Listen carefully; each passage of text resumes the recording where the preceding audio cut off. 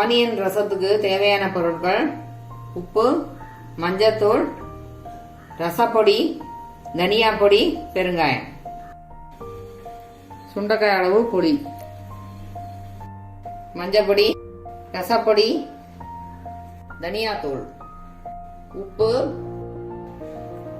வெங்காயம் ஒரு 5-6 வெங்காயம் எடுத்திருக்கேன், ஒரு 4 பூண்டு, 1 ஸ்பூன் துவரம் பருப்பு வேக வச்சு வச்சிருக்கேன், கருவேப்பிலை, சமையல் எண்ணெய், கடுகு. நான் இந்த பாத்திரத்துல தான் வைக்க போறேன். அதனால இந்த அளவு வெங்காயம், பூண்டு, பருப்பு எல்லாமே எடுத்திருக்கேன்.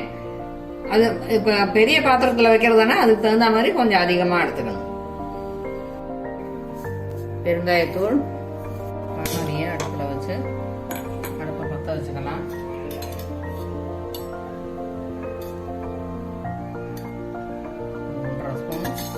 எண்ணெய் ஊற்றிக்கலாம். வெங்காயம், பூண்டு இருக்கு இல்லையா, அதை போட்டு ஒரு பிஞ்ச் உப்பு சேர்த்துக்கலாம்.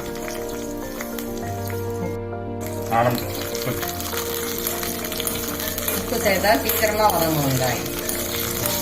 வெங்காயம் வதங்கும். வெங்காயம் வதங்கிடுச்சு. இப்போ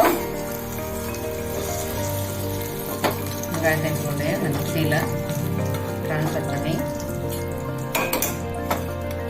திருப்பி அந்த அடுப்பில் வச்சு கடுகு போட்டு தாளித்து ரெடியாக வச்சுக்கலாம். ரசம் முடித்த உடனே அதை போட்டுடலாம். கடுகு வடிக்கணும். கடுகு வடிச்சிருச்சு. கொஞ்சம் கருவேப்பிலை போட்டுக்கலாம். பெருங்காயம் போட்டு இந்த பக்கம் இப்படி வச்சுக்கலாம். இப்போ உப்பு, மஞ்சள் பொடியெல்லாம் போட்டு வச்சிருக்கோம் இல்லையா, அதில் இந்த புளி தண்ணியை கரைச்சதை ஊற்றிட்டு சின்னதாக வச்சு கொதிக்க விடும். வெங்காயம் பூண்டு ஆறிடுச்சு. இந்த மீதி இருக்கிற கருவேப்பிலையை இதில் போட்டுட்டு பருப்பு இருக்கு இல்லையா, இதையும் இதில் போட்டு தண்ணி ஊற்றி நல்லா மையா அரைக்கணும்.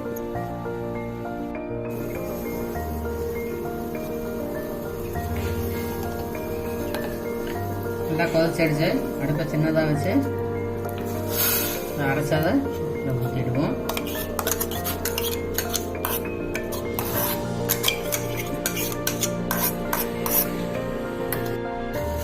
தேவையான அளவு தண்ணி ஊற்றிக்கலாம்.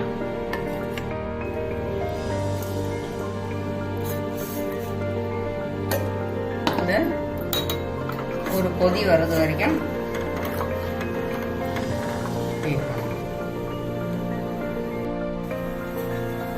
நுரக்கட்டி வந்துடுச்சு. இப்போ ஒரு கொதி வந்தோடனே இப்படி ஆஃப் பண்ணிடலாம். தாளிச்சு வச்சிருக்கோம் இல்லையா, இதை வெங்காய ரசத்துல சேர்த்துடலாம். கொத்தமல்லி இருந்தால் கொத்தமல்லியும் போட்டுக்கலாம். கொத்தமல்லி தீர்ந்து போயிடுச்சு, அதனால நான் போட முடியல. வெங்காய ரசம் ரெடி ஆயிடுச்சு.